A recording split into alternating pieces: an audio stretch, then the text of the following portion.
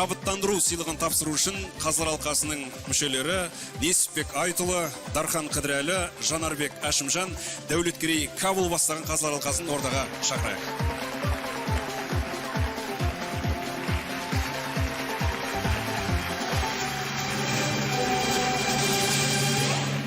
Енді шабыттандыру сыйлығын 10 ақын иеленейін деп тұр. Мен алғашқысын ортаға шақырайын.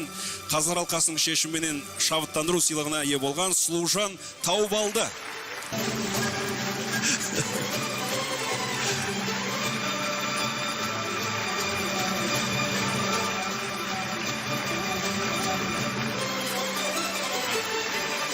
Естелік фотоға соңызыр. Және жалғасады келесі шабыттандыру сыйлығымен марапатталатын Дархан Әбдіманат. Табыс ететін Дәулеткерей Кабулы.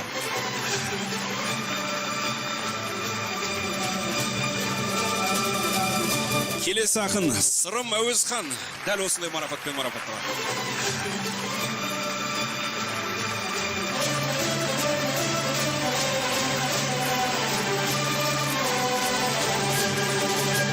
Келесі ақын Қажымұқан Абзалов. Марапаттайтын Дархан Қыдырәлі.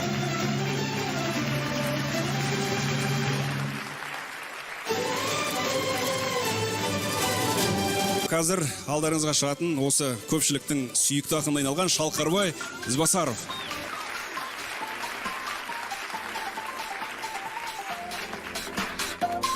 Қанат Мырзахан.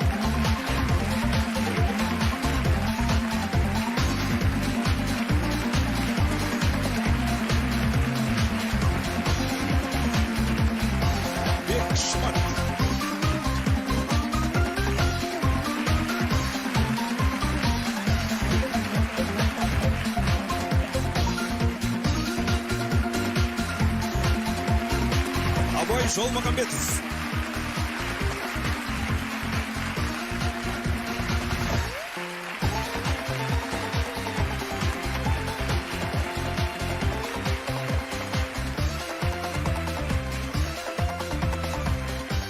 Және тіршілік айтысын көріп қыздырған Дәурен Ысқақ.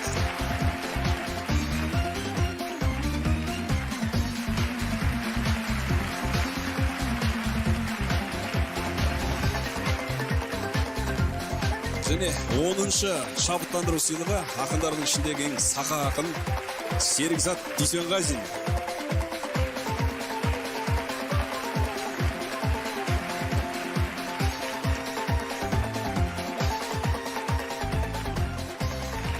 Қазір енді қымбатты көрермен, бүгінгі айтыстың 3-ші орын жүлдесін алған ақындарды марапаттау үшін мен қазылар алқасы тағы да сахна төріне шақырамыз. Енді бүгінгі 3-ші орынды марапаттау үшін ортаға Аманжол Әлтаев және Бауыржан Халиолла ұлдарыңызды сахна төріне шақырайық.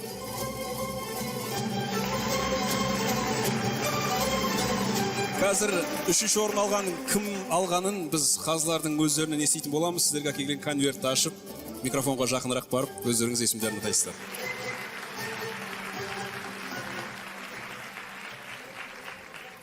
Ассалаумағалейкум, ардақты алқалы әлеумет. Елімізді бірлікке, халқымызды ынтымаққа үндеген бүгінгі жыр додасы құтты болсын. 3-ші орын сонау Баянтаудың баурайынан, Қарертестің жағасынан келген ақын бауырымыз Аспанбек Шұғатаев.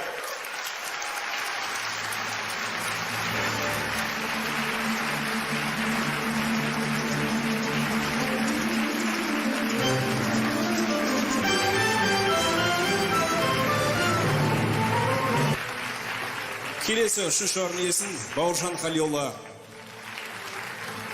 ұлдарыңыз конверт ашып өз айтатын болды. Ассалаумағалейкум ағайын. Айтыс тойы құтты болсын. 3-ші жүлде Жайықтың жан саясынан аман есен жаны қалған Қалижан Білдашев.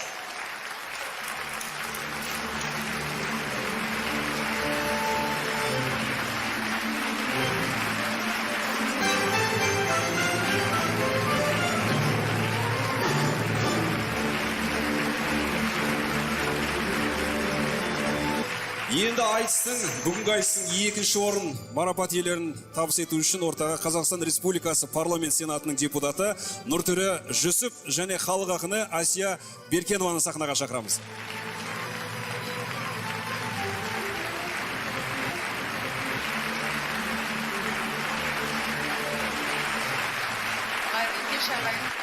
Екінші орын иесі жаңағы өздеріңізді әкесі сияқты орнынан тұрғызған Бекзат Асқар.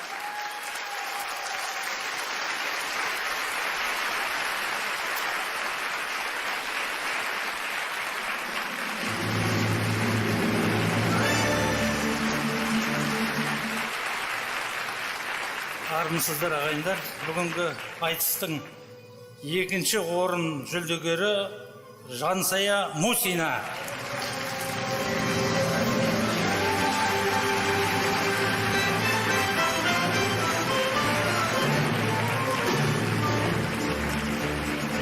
Айтыстың бүгінгі бірінші орын егерін табыс ету үшін ортаға Қазақ алқасының төрағасы, осындағы ақындардың және осы айтыстың ұйымдастырушысы Жүрсін ағамыздың өзінің ұстазы Мырзатай Жолдасбеков ағамыз сахна төріне шақырайық.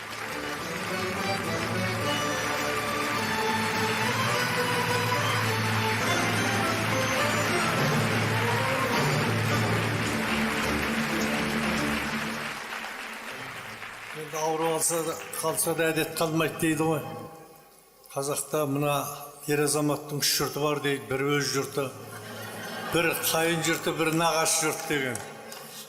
Сондықтан құрғырды несін қолында тұрғаннан кейін бірінші орынды мына Талғат деген балаға берді.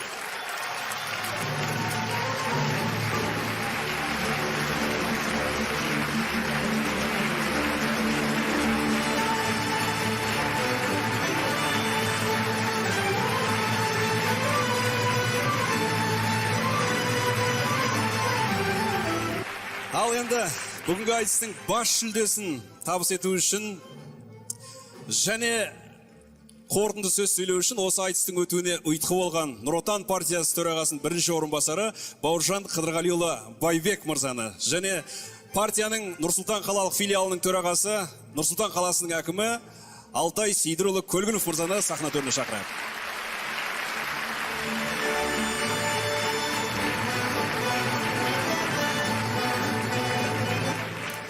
Құрметті осы кешке жиналған өнер сүйерім, айтыс сүйер қауым. Біз көп жерлерде мына 4 айтыс өткіздік. Қарағанды, Қостанай, Атырау, Алматы. Енді біздің елордамызда, Нұр Сұлтан қаласында керемет жақсы осындай сайыс өтіп жатыр. Енді соңғы 6-10 домбыра айтысы Орал қаласында өтеді. Халқымызда бір жақсы дана сөз бар. Шешен көптің тірегі, ақын елдің жүрегі. Сондықтан мына осы үлкен қасиетті сахнада айтқан сөздер, әрине жүректен шыққан сөздер халықтың жүрегіне жетеді. Енді біз Нұр Отан партиясы тарапынан елбасы айтқандай халыққа жақындығымызды көрсетіп, осындай көне заманнан келе жатқан дәстүрімізді әрқашанда қолдаймыз. Біздің негізгі мақсатымыз айтыс арқылы мына жастарға, ақындарға мүмкіндік беру. Сахнаға шықпаса, осындай додаға қатыспаса, деңгейі қалай өседі? Шын мәнінде қазақ қай кезде болса да сөз тапқан, сөзге тоқтаған. Сондықтан мен ойлаймын, айтыс әрқашанда мәңгі болады. Біздің халқымыз, біздің дәстүріміз, біздің мәдениетіміз, руханиятымыз әрқашанда мәңгі болсын. Біздің Нұр Отан партиясы халықпен біргеміз. Біздің негізгі бүгінгі мақсатымыз қолда бар байлықты жоғалтып алмау. Елбасының бір жақсы сөзі бар. Егеменді болу, тәуелсіз болу, ол оңай, бірақ оны ұстап қалу өте қиын. Сондықтан біздің қазақ халқымыз мәңгі болсын.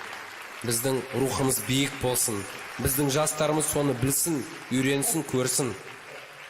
Осындай біздің салт дәстүріміз әрқашанда биікте болсын, айтыс өнері мәңгі болсын. Енді бас жүлдеге ие болған Нұр Сұлтан қаласының өкілі ақыны Еркебұлан Қайназаров.